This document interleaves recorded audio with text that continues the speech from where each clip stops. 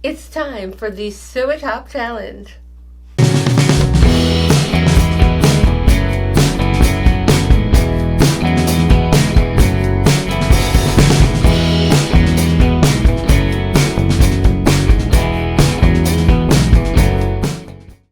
Hello and welcome. I'm Akram and you're watching Akram's Ideas, bringing creative and crazy ideas to life.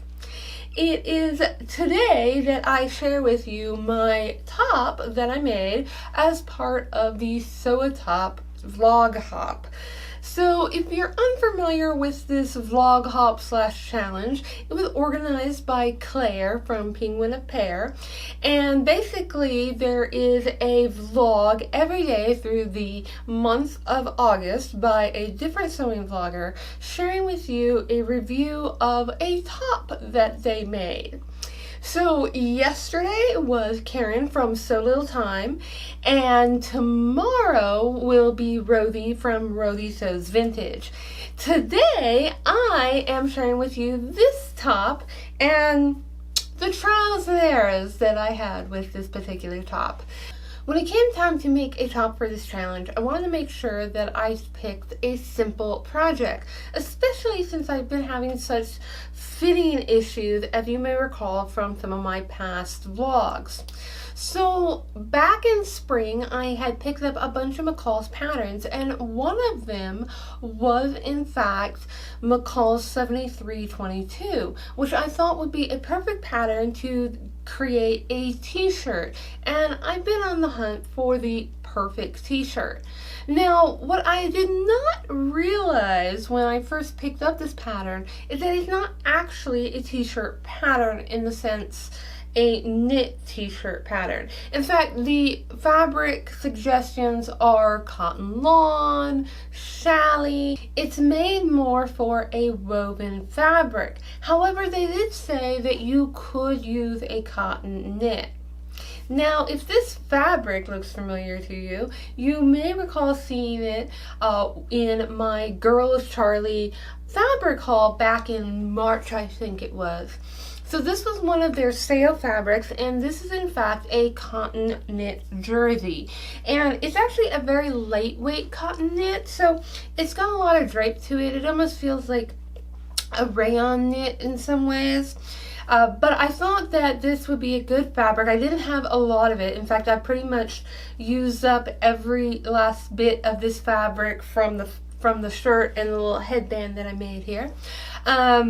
But I thought this would be a great fit for the pattern. Now, again, I wanted something super easy, and this particular pattern didn't really have your traditional sizes. Instead, it had small, medium, large, extra large. And the packet that I had actually only had the large, extra large, and double extra large. So I knew that from the pattern finished garment measurements, it was going to be more than roomy in the actual size of the garment, and I could always take it in if I needed to, making the size large. However, from experience, I knew that it was going to be way too wide. So based on doing some trial and error, I thought that I'd bring in the shoulder some, and I have significantly made the shoulder smaller on this, and I also brought down the collar line a little bit. But my problem was I took out the shoulder lengths from the edge of the shoulder, not from bringing in the neckline, which is really what I should have done, because while the shoulder length is right, it's still hanging off my shoulder, because what I should have done is taken some out of the center front, and that would have brought the shoulder point closer in, and that was my first mistake. And that's really the biggest issue with this pattern, is that the neckline is just so wide that it pretty much puts the shirt off my shoulder. It's also pretty loose, and I could bring it in significantly more if I wanted more of a tighter fit. But once I made this up and I test fitted it, I was really kind of upset because of the neckline, because there was nothing I could do really at this point to change this, because I should have brought it in here instead of cutting it off from the other side of the shoulder. And I was really upset, and I put it on, and it was kind of hanging off of me. And that's when my husband comes in and is like, to see more episodes like this, be sure to click the like button, subscribe to Akram's Ideas, and hit the bell icon to get notified of new episodes. oh my gosh, you made one of those 80s tops. And I'm like, oh, I guess it does kind of work. So that's kind of how I've styled this top, in fact, with the whole side ponytail and loose 80s top. I decided, since I do love the fabric, this is super soft fabric. And I will say that I was a little concerned because it's a little thin of a fabric, and being a knit, you're never really sure if it's going to be slippery or hard to work with.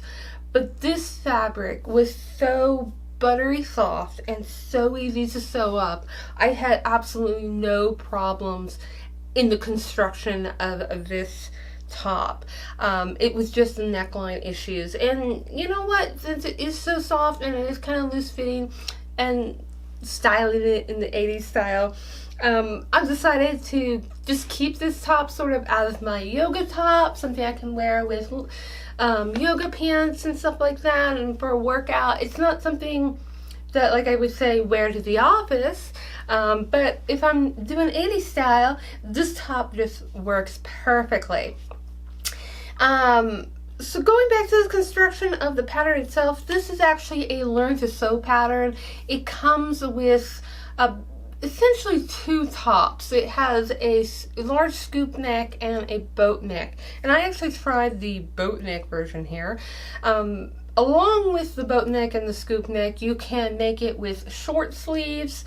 You can make it short sleeveless, and you can make it with 3/4 sleeve. Again, I had limited fabric. I think I had about 1.5 yards of this fabric, so I went with the short sleeves. Now there is a neckband option, which is like this oversized neckband, or a facing for the neckline, and I did neither of those. I just folded the neckline over, and that's how I finished it. And I finished it with I just folded the neckline over, and I finished it with a top stitching, just a zigzag top stitching at the top. The sleeves and the bottom hem all have you turn it over 1/4 inch and top stitch. And again, I chose to do a zigzag stitch. I debated whether I wanted to do a twin needle or a zigzag, but I thought with the casualness of this top, and kind of also with the print, that a zigzag would actually look better than a double needle. So I actually just went with a zigzag stitch. Like I said, the construction went really well. The fabric was a dream to work with. I didn't even actually read the instructions of the pattern, simply because it was a simple top. I mean, it has a back and front piece, and then it has the sleeves, so I didn't need to read the instructions. But it is a learn to sew pattern, so I'm sure that they have some detailed information. I will say, however, because the pattern was made for wovens, I knew that when I was making this top that I needed to stabilize the shoulders.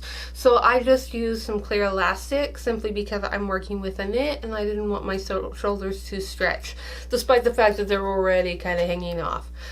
So there is kind of my take on this pattern. I need to go back and kind of do some editing. I think if I had the medium size, and if I had made the medium maybe straight out of the box, it would have fit a little bit better, but I only had the large, and mainly because I wanted the space in the bust. But as you can see, this is pretty oversized. And I'm really surprised because the photograph on the model on the cover shows a slightly more fitted garment. I knew that the finished measurements were going to be a 45 bust, and I currently have a 42-inch bust. But I thought, you know, I'll give it, you know, that little bit, those 3 inches of ease, and I could bring it in if I wanted to. Now, I could still bring this in, but the problem is that where the placement of the armhole is, I'm foreseeing issues. So because of the style of how this looks on me, I'm just going to leave it loose and baggy for now. If I make the pattern again, I'm going to do some pattern modifications to get it to fit like I want. But I'm wondering if it's really worth my time, because again, this pattern, as I discovered, was not essentially made for knits, or drafted for knits, I should say. And I'm wondering if I should go back and work on something that is drafted for knits. I do have the Agnes top from Tilly and the Buttons that I've made a couple of times in the past that I might revisit, and especially one of the things is that this pattern is essentially a box tee. I mean, the seams come straight down, so there's no shaping, and for an oversized t-shirt like this, it's perfect. But if I wanted something more fitted, I think I might consider going back to the Agnes top, because it does have such a nice curve on that pattern. So I'm not really sure. I'm still searching for that perfect t-shirt, and I think my biggest problem is I'm still learning about fitting and working on my bodice block. I've put one together and I've been slowly kind of refining it, but I hadn't really attributed that or used that in this project, because I thought, oh, it's multi-size, it's pretty easy, I just need to take in the shoulder. But of course, that's never how it works. Now, I will say that I would have liked to spend more time on this project, especially after realizing that I had issues. I wanted to go back to it and see if I could refine it, or at least make a second version, but life has been super crazy at the moment. If you've been following me on Instagram, you may have heard that I had a bit of a flash flood a week or so ago now, and it actually flooded in my sewing room, which is where I'm now. This is the wall of fabric that is no longer a wall of fabric. The water came in at the bottom. It didn't actually cause any problems for the fabric itself, because the fabric was on shelves, but the bottom feet of the shelves got drenched, and they pretty much rotted out, and the very bottom layer of fabric had to all be re-washed. So the entire wall of fabric had to be emptied, removed. The carpet had to be cleaned. It was quite an ordeal. And so I am still, I'll just give you a turn to show you. This is the mess. And this is only part of the mess, because most of it's in the other room. So if it sounds a little echoey in here, it's probably because of the lack of the shelves and everything going on. So that was something that happened. And then, of course, I don't know how many of you are teachers and what your semester this year is going to look like. But for myself, I'm actually teaching all online courses this year. And it's just been taking so much time to actually record all my video lectures. Those of you who vlog probably are familiar with the fact that recording doesn't take as long as the editing process does. And I actually even ran into multiple issues while I was recording my lectures, as I'm recording them more as a podcast style, with a PowerPoint or with screenshots of me going through a process. And I bought this really nice microphone so that I could, have a good quality presentation for my students. Well, I recorded a couple of lectures and it all came out sounding horrible, so echoey, and I'm like, I bought this nice mic, what is going on? Only to discover that when I plugged in the mic, the computer read that I had the microphone plugged in, but when I opened up my recording software, it was still using the built-in computer mic to do the recording. I had to go into my settings and change it to use the nicer microphone. And that took like the greater part of a single day. That has been sort of just draining me. By the end of the day, recording all those lectures, I have been totally drained and haven't want to do anything, not to mention the last few weeks we've been putting in a storm shelter in our backyard, which was a huge construction project. There was a lot of banging, a lot of things going on, a lot of people coming back and forth, and that was also very kind of strenuous, going through that process. And sewing and vlogging has just totally taken a back seat. So when it came time to do this top, like I said, I wanted something easy, but unfortunately easy doesn't always mean it's gonna come out right.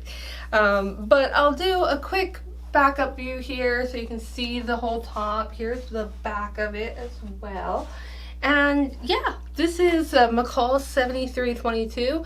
The instructions are great. The pattern is pretty straightforward and easy to go through. I will say, if you choose to make this, I would definitely size down, and I would also take a look at it. I seem to have this problem a lot, is where the necklines are just huge and massive on me.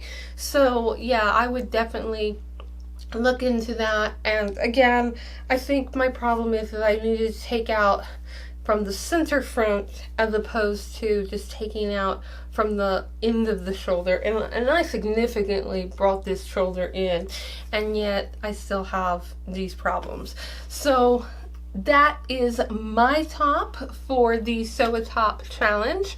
I encourage you to check out all the vloggers who participated in the SewATop challenge. I will put the link to the official playlist in the description below, along with the link to yesterday's vlog by Karen from So Little Time and tomorrow's vlog by Rosie from Rosie Sews Vintage.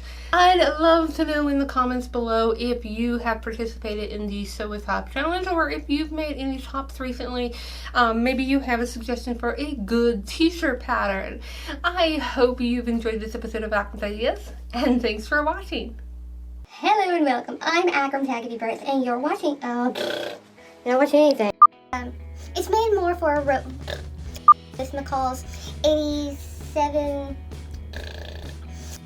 As you may recall, back in the